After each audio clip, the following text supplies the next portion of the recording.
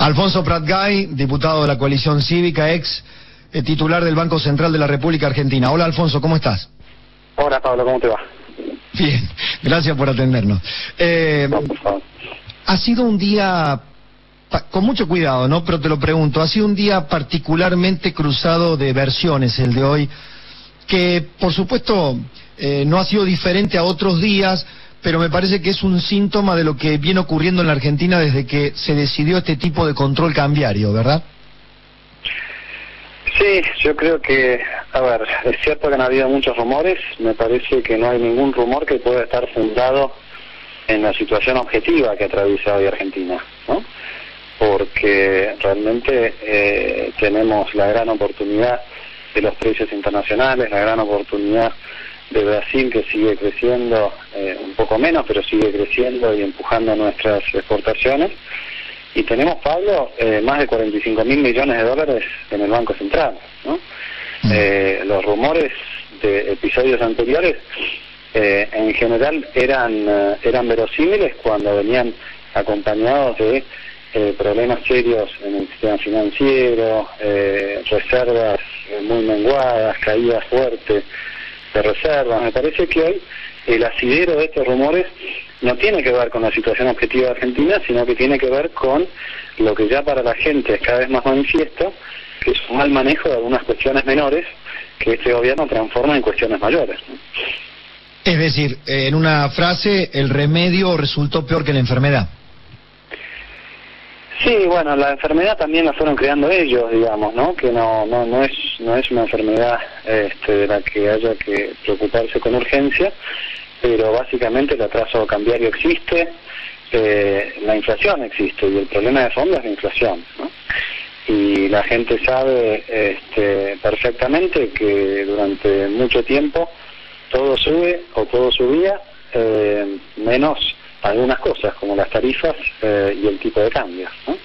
Entonces, lo que en cualquier lugar del mundo, como sucedió por ejemplo en Brasil, no hace mucho, que el tipo de cambio se fue de 1,5 a 1,90, y no fue necesario imponer controles de cambio, perseguir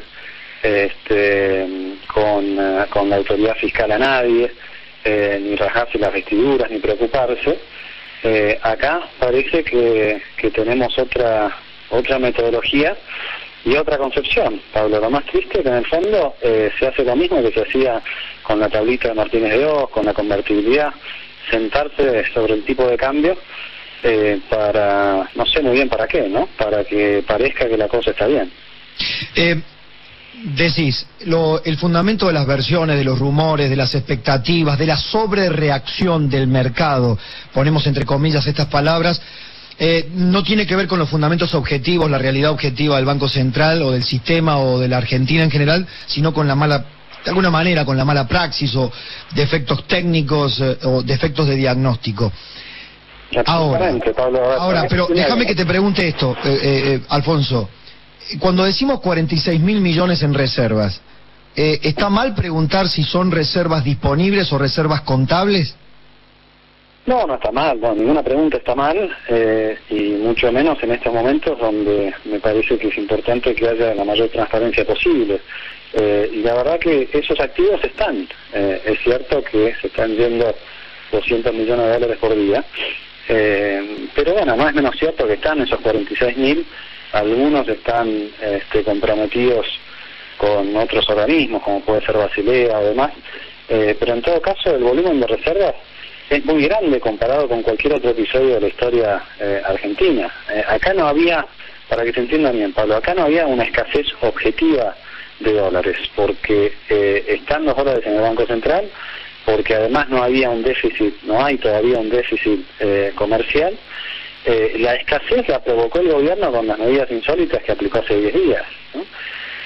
Y alertó a la gente de un problema que realmente no existía, ¿no? Existía atraso cambiario, existían algunas cuestiones, pero no existía la necesidad de preocuparse por comprar los dólares, que hasta ahora 9 de cada 10 argentinos no quería comprar y que ahora, a causa de las medidas del gobierno, algunos se dan cuenta que tienen que comprar, ¿no? Quiero una explicación en este sentido, usando tu pedagogía. El problema que tenía el gobierno era el drenaje, se iban los dólares porque el Banco Central tenía que ofrecer permanentemente antes de estas restricciones cambiarias. Con las restricciones cambiarias disminuyó la compra formal de dólares, pero hubo otro plano, la gente empezó a retirar depósitos. Realmente el retiro de depósitos en los bancos privados, por las dudas, por este ruido innecesario, porque el argentino ya se ha quemado muchas veces, ¿es realmente importante el retiro de depósitos? A ver, es lo mismo que pasaba antes, Pablo. O sea, los dólares que perdía el central vendiéndolos en el mercado de cambios, ahora no los vende porque no permite la FIP que la gente los compre. Entonces, bueno, los que quisieran comprar los dólares y no los pueden comprar, hacen lo posible por retirar los dólares que ya tienen, ¿no? Esto es, a ver, me da casi vergüenza decirlo, Pablo, de lo elemental que es. Ahora, es realmente inexplicable que a nadie se le haya ocurrido que esto podía suceder, ¿no?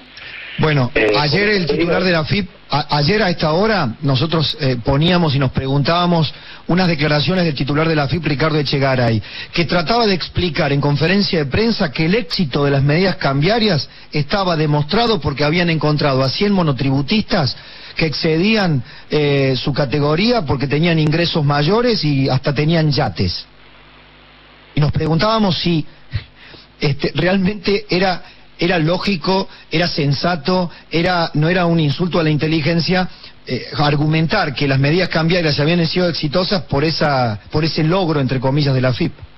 Pero a ver, además de un insulto a la inteligencia, Pablo, es un reconocimiento, es casi un sincericidio de Echegaray, es un reconocimiento escandaloso de que estas cosas no las hubieran hecho antes, o de que para poder capturar a esos 100 monotributistas había que controlar ex ante las compras de dólares. Eso es falso. La información de la FIP la tiene, no hay información nueva. La novedad es que ahora la FIP, en vez de investigar después de las compras, pone un freno antes de las mismas.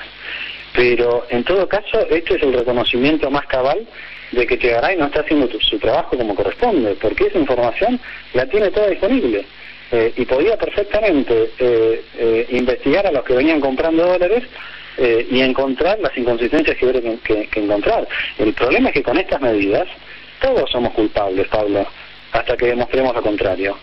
De acuerdo a la idea de Echegaray, como nadie puede acceder al mercado de cambios sin la aprobación previa de la FIP, se invierte la carga de la prueba. Se presume que todos son evasores hasta que no se pueda mostrar lo contrario. Y esto es...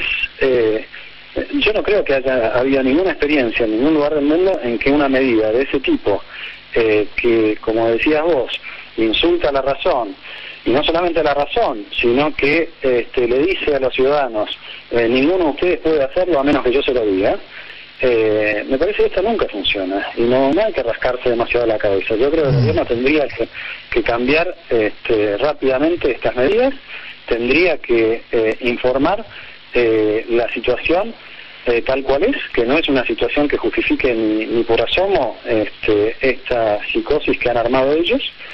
Seguramente que alguna cabeza tendrá que rodar, pero yo no puedo creer que con las cuestiones pendientes que tiene Argentina y después de un 54% de apoyo en las urnas, el gobierno haya decidido ahogarse de manera tan brutal en un vaso de agua, ¿no? Esto, la verdad que es... y mire, Pablo, que yo vengo criticando hace tiempo, quizás sin demasiada escucha durante la campaña electoral, pero vengo criticando hace tiempo las inconsistencias de este gobierno. Ni yo me hubiera imaginado que podían equivocarse tanto, ¿no? En algún momento Néstor Kirchner te ofreció seguir en el Banco Central.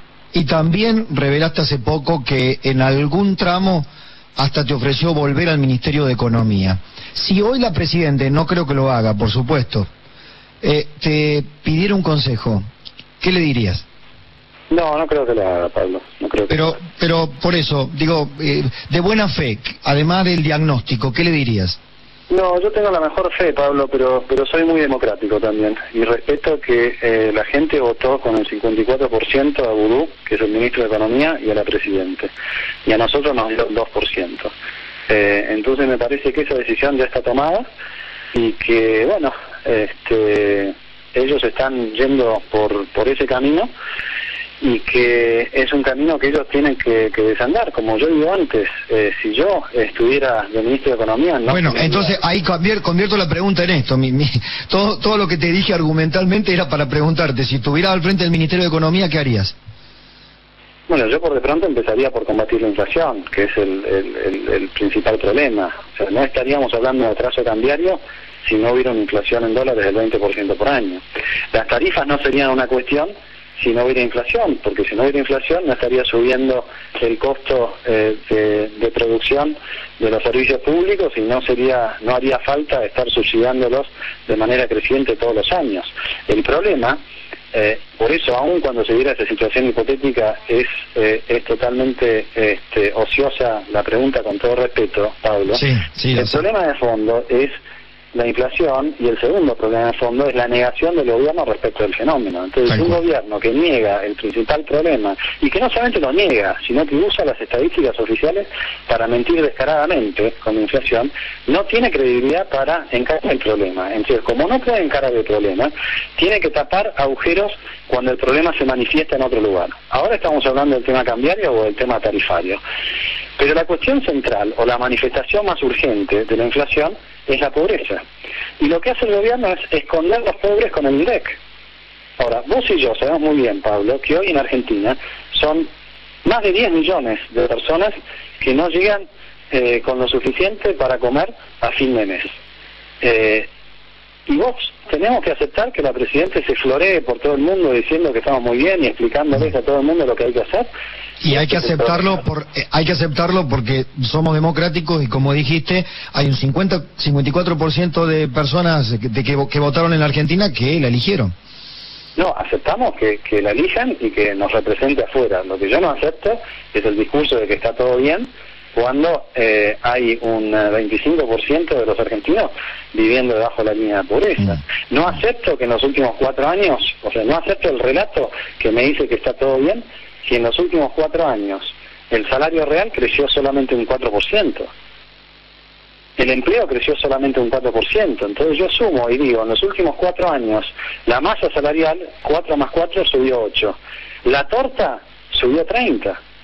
Entonces, por cada 4 puntos que aumenta la torta, 1 le va a los asalariados, y mucho menos de 1 punto le va a los que menos tienen. Esto es lo que hay que cambiar. Última pregunta, según la dialéctica de lo que venimos conversando, ¿no crees que el gobierno hoy esté dispuesto a combatir la inflación porque ha usado la inflación? Ahora, ¿no hay una evidencia enorme por todo esto que hemos estado preguntando y contestando vos? ¿No hay una evidencia enorme de que no se puede mentir más la inflación y hay que atacarla en serio? ¿Por qué el gobierno en este punto no querría combatir la inflación en serio? ¿Por qué no se decidiría? Porque está atrapado en su mentira, Pablo. Para atacar la inflación, primero tiene que reconocerla como un fenómeno que existe. Habrás escuchado a Gurú en algún momento decir: yo no hablo de lo que no existe. Para ellos no existe la inflación. Entonces no puede atacar un problema que no existe, quien además decidió ocultarlo, mintiendo. Acá, para que se entienda bien, en política económica el activo más importante es la credibilidad. Y en cuanto hablamos de un plan que ataque a la inflación, donde las expectativas son centrales, no podés ni siquiera empezar a diseñarlo si no contás con credibilidad. Y no es creíble el que fue descubierto mintiendo. Parece algo demasiado simple, pero es efectivamente así. Después le agreguemos todas las complejidades de la ciencia económica. Pablo, nosotros cuando nos tocó estar en el Banco Central, yo asumí en el 2002, fin del 2002, la inflación era del 40% en el 2002. La expectativa de todos los economistas, del fondo, de todo el mundo, era 35% para el año 2003. ¿Qué hicimos nosotros? Nosotros dijimos: vamos a hacer un programa monetario transparente, creíble, vamos a prometer algo que podemos cumplir y lo vamos a ir actualizando cada 3 meses. Bueno, fuimos haciendo eso y algunas otras cosas, y la inflación en 2003 fue del 3,7%. En un año bajamos la inflación 35 puntos. Se puede hacer. Lo que no se puede hacer es intentar bajarla si no sos creíble. Me quedo con este último concepto más que elocuente. Alfonso, muchas gracias. Un abrazo, Pablo. Hasta luego. Alfonso Prat-Gay, en Enfoque, por Cadena 3, ex presidente del Banco Central de la República Argentina.